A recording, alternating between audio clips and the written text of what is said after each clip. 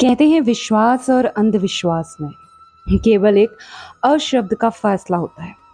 आपका विश्वास किसी का अंधविश्वास हो सकता है और फिर यहीं शुरू होती है आपकी परीक्षा।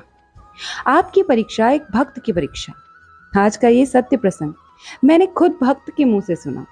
और फिर अगर आप किसी किसी भी भगवान की भक्ति में हैं तो ये प्रसंग सुनने के बाद आपका विश्वास भी प्रगाढ़ हो जाएगा। आज का ये सत्य प्रसंग संगीता कौशिक जी यूपी शामली से है। अब आप ये सोचेंगे कि ये प्रसंग इसने सुना कहाँ। ये प्रसंग मैंने वृंदावन में सुना और उनके हाथ में थे लड्डू गोपाल।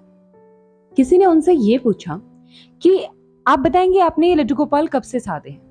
ये करीबन 2022 की बात है और उन्होंने 2 साल पहले से मतलब 2020 से लड्डू गोपाल की सेवा करनी शुरू की थी। अब प्यार ना होते होते ही होता है और फिर ऐसा ही भक्ति है। जितनी भक्ति करोगे उतना ही विश्वास प्रगाढ़ होता जाएगा। और कुछ उन्हीं के साथ हुआ। वो कहती थी कि उनको कई परेशानियां थी, नसों से संबंधित और न जाने कितनी।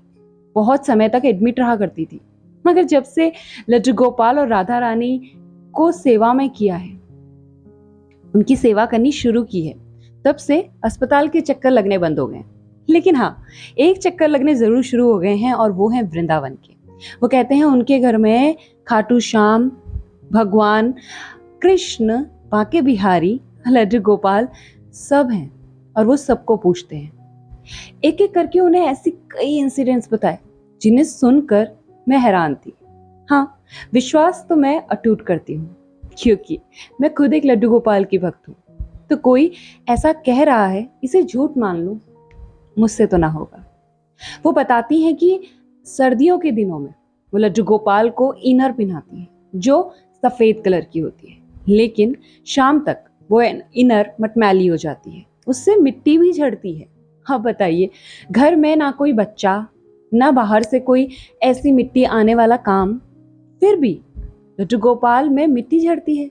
वो कहती है ऐसे कई कई इंसिडेंट्स होते हैं एक दिन में जिससे अंदाजा लगाया जा सकता है कि वो साक्षात है। और फिर एक भक्त के आंखों का तेज ही बताता है कि वो कितना सच बोल रहा है। वो कहती हैं कि उनके पति बाहर रहते हैं घर से, इसीलिए आना जाना रेगुलर नहीं है। तो जब भी वीडियो कॉल एक दिन रह जाए, अगले दिन भगवान सामने होकर भी नहीं दिखते हैं। और फिर जब उनके पति पूछते हैं कि कहाँ है हमारे नटखट नंद गोपाल, तो तुरंत उनसे माफी मांगते हैं और वो प्रकट होते हैं। अब बताइए, किसी से इतना प्यारा प्रसंग सुनेंगे तो क्या रह पाएगा मन।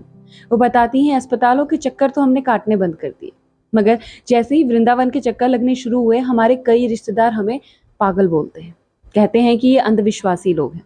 लेकिन एक भक्त ना भक्ति में होता है और फिर उसे कोई फर्क नहीं पड़ता दुनिया उसके बारे में क्या कह रही है। वैसे भी दुनिया का तो काम है कहना, बस यही सोचकर उन्हें कोई फर्क नहीं पड़ता। वो कहते हैं चाहे कितने रिश्ते छूट जाए बट हमसे हमारा लाला ना छूटे।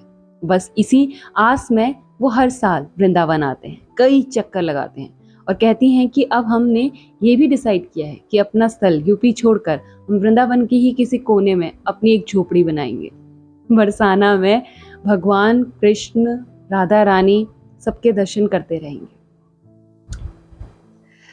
आगे साथ में वो ये भी बताते हैं कि कई बार तो ऐसा होता है कि शाम को 7 बजे के करीब हमें उनकी बांसुरी सुनाई देती है।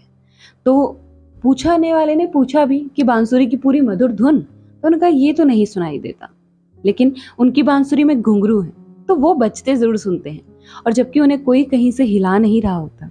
अब इतना सुनने के बाद मैं हैरान थी, तो सोचा अपने साथ जो लोग जुड़े हैं मेरे चैनल से उनके साथ शेयर करूं, वो भी तो जाने अपने नटखट नंद गोपाल के बारे में कि भगवान पे जो जितनी श्रद्धा रखता है भगवान साक्षात्कार होने का प्रमाण देना नहीं भूलते।